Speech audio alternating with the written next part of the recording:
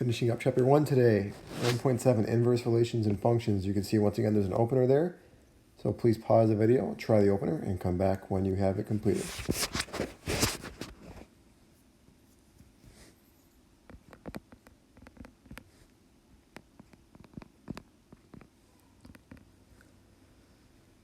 A couple different answers that'll work here. Probably the most basic one would be letting f of x equal root x and g of x be x squared plus 2. This way, if you did f of g of x, you would get back root x squared plus 2. All right, so let's start example 1 by graphing the function f of x equals x squared minus 1. Make a table of values. So I'm going to put 0 in the middle because I know that's the vertex. 0, negative 1. And I'm just going to go negative 1, negative 2, and 1, 2 here.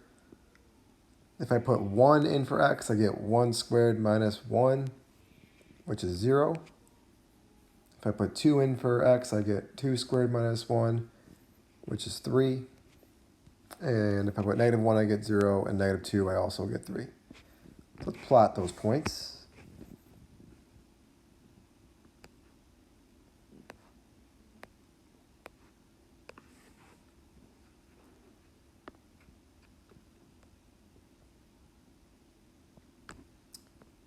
And there's our parabola.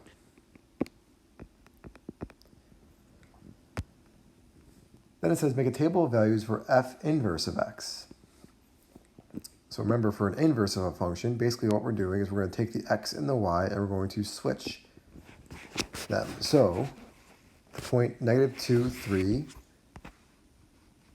goes to 3, negative 2. Negative 1, 0 goes 0, negative 1. 0, negative 1 goes to negative 1, 0. 1, 0 goes to 0, 1. And 2, 3 goes to 3, 2. And let's plot those points.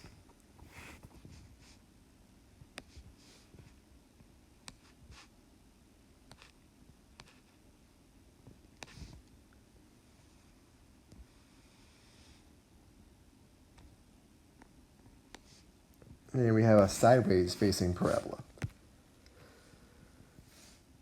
The question does ask us to graph the next function y equals x with a dashed line. So let's go ahead and do that. Y equals x is just the line that goes through 0, 0 and has a slope of 1.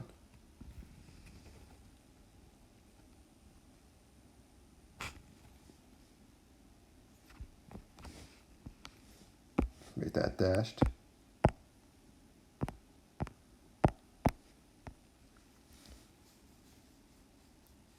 And finally, question D says, is f of x a function? So is the purple one a function? Well, does it pass the vertical line test? Let's see here. Let's draw a vertical line and see if it passes that test. And make it a thick line, make sure we can see it. All right, so as we move along, does it ever hit the purple function more than once at a time? And it looks like no, it does not. So, is f of x a function? Yes, it is. What about the inverse, the red function now? So does that black line ever hit the red function more than once? And it looks like it does. So that means the inverse is not a function. So why do we have us draw that dotted line, y equals x? Well, you can see from the graph, it basically acts as a mirror between the red and the purple graphs. If you were to reflect the graph, the purple graph over that line, you would get the red graph, and vice versa. So a key concept here is the vertical line test. The horizontal line test. What is the horizontal line test? The function f has an inverse function if and only if each horizontal line intersects the graph of the function at most one point. So if it passes the vertical line test, it's a function. If it passes the horizontal line test, it has an inverse function as well. So an example here, since no horizontal line would ever intersect that blue graph more than once, that blue graph would have a function. So let's take a look here at 2a, b, and c. So think about a horizontal line here. Okay, would that horizontal line ever hit this graph more than once? The answer is clearly yes. Which means this would not have an inverse. How about for b? It would never hit that more than once, which means this function would have an inverse. An inverse function. And finally, the last one, again, this would never hit this more than once. So c would also have an inverse function as well. Little note here, if a function passes the horizontal line test, it is said to be one-to-one. Basically, it has to pass the vertical and the horizontal line test, and then we call it a one-to-one function. Very important vocab word there. This means no x value has more than one y, and no y value has more than one x. This also means the graph will pass both the vertical and horizontal line tests. So which graphs up above represent one-to-one functions? So which graphs pass both vertical and horizontal line tests? So we already said A did not pass the horizontal line test. Does B pass the vertical and horizontal line test? Does C pass the vertical and horizontal line test? And the answer for both those would be yes. So B and C are called one-to-one functions.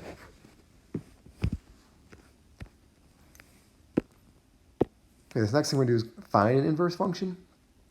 A couple steps so you can read through those on your free time here. But basically what you're going to do is you switch the x and y variables and you solve for the new y. Okay? So the directions say first determine whether the inverse is a function or not, then find the inverse and state the restrictions of the domain. So part A would just be a line. Okay? So picture a line in your head. Would a horizontal line ever touch that more than once? The answer would be no. So the inverse of this function would be a function. Okay, now we find the inverse. So to find the inverse, what we do is we switch x and y, just like this, and we solve for the new y. So add 6 and divide by 2. Okay, but we don't want to call it y. Since this function is called f of x, our new function's name is f inverse of x. So that's our inverse. Then finally, are there any restrictions on this domain? Is there anything we cannot put into f inverse? And the answer to that is no. We can put anything into that. So its domain would be negative infinity to infinity, no restrictions. Again, that would also just be a line. Part B, hopefully you know what this graph would look like. It'd be a parabola, right? So would that pass a horizontal line test? The answer is no. It would not pass a horizontal line test. So this guy's inverse would not be a function. That doesn't mean we can't find it. So let's start by switching x and y and solving for y.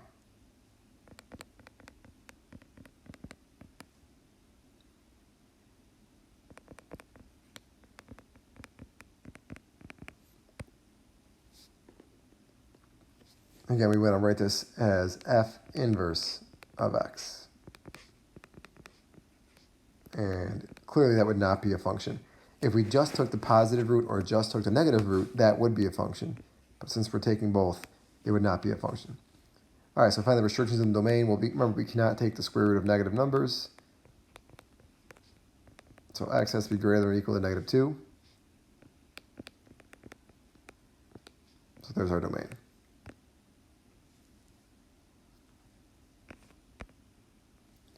Same questions for number 4.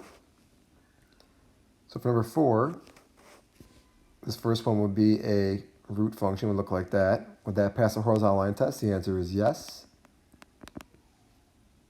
So now finding its inverse, let's start by switching x and y.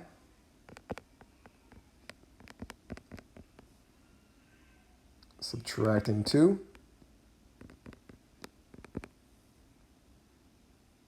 And then squaring both sides. Remember, don't forget to call this f inverse. All right, so you may be thinking right now that that would not have any restrictions on the domain. But let's recall from the first problem that we did today that the inverse's domain is the original function's range, right? And this graph does have restrictions on its range, okay? The normal range for a root function would be 0 to infinity, but that 2 that we're adding to it moves the graph up. So the range of f would be 2 to infinity, which means the domain for its inverse would be 2 to infinity.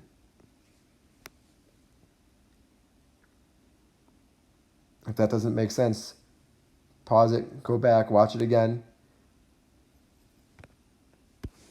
and think about it again for these two.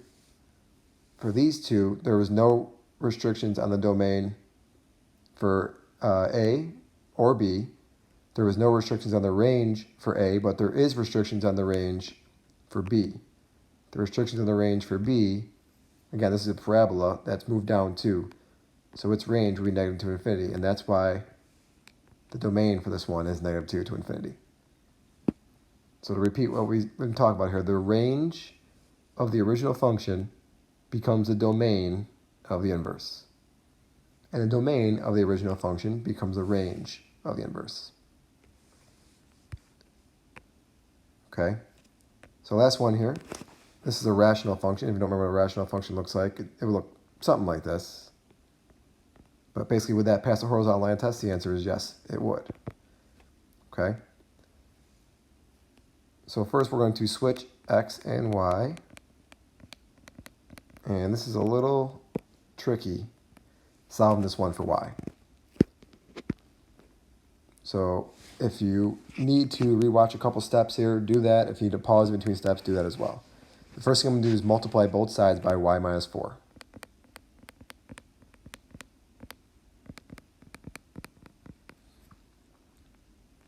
Then I'm going to distribute the x.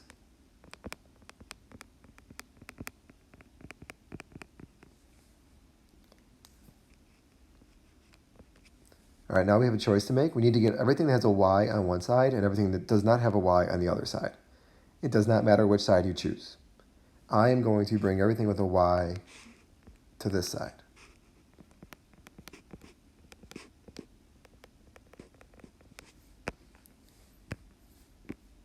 And then I'm going to bring everything that does not have a y to the other side. Sorry, this is supposed to be an equal sign there.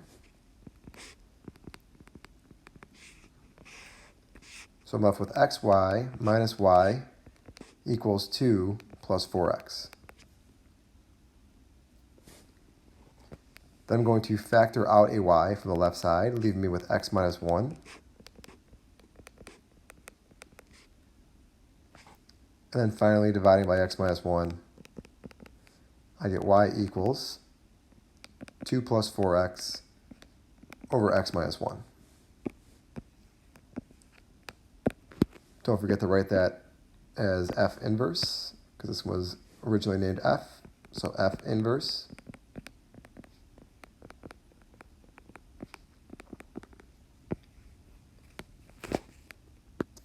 Okay, so now let's talk about what the restrictions on this domain would be.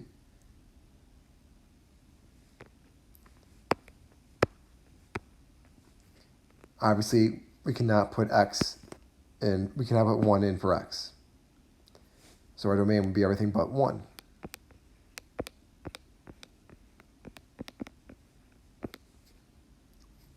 All right, if you were to graph the original function, you would see that there's a range that is everything but 1.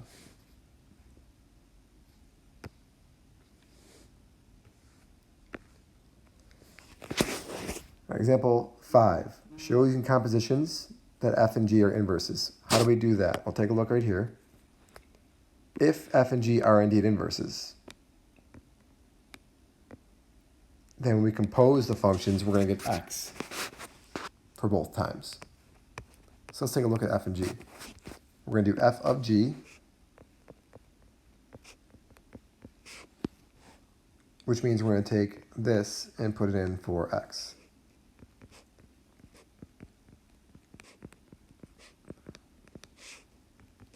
distributing,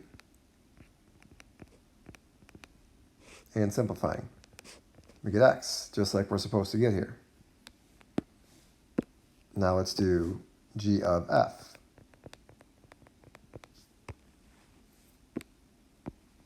Which means we're going to take this and put it in for x and g.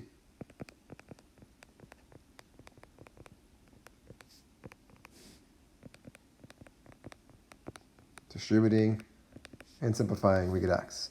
So that shows us that f and g are indeed inverses.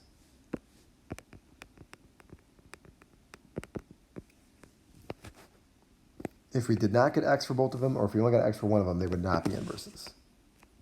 So make sure you check both.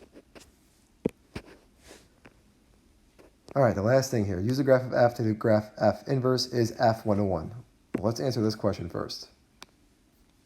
Will it pass the horizontal line test? And it should be pretty obvious, but just in case it's not, it does not pass the horizontal line test. So therefore, this question right here, the answer is no. F is not 1 to 1. Okay, so to graph its inverse, basically what we're going to do here is we're going to take each point one at a time. So for example, this first point up here in the top left, this point is negative 5, 6. And we're going to switch the x and the y. So negative 5, 6 becomes 6, negative 5. And here we have negative 3, 3. So that point becomes 3, negative 3.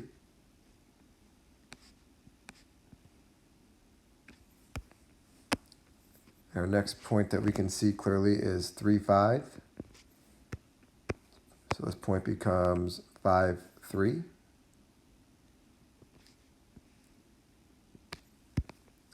And then finally, the last point that we can see clearly here is 4, 0.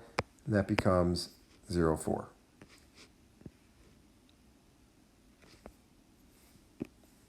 And there's a graph of what our inverse looks like. And if you were to bring that over here, you could see that it is, as we talked about earlier, mirrored over the line y equals x. Okay, that's it for section 1.7. We'll be reviewing this chapter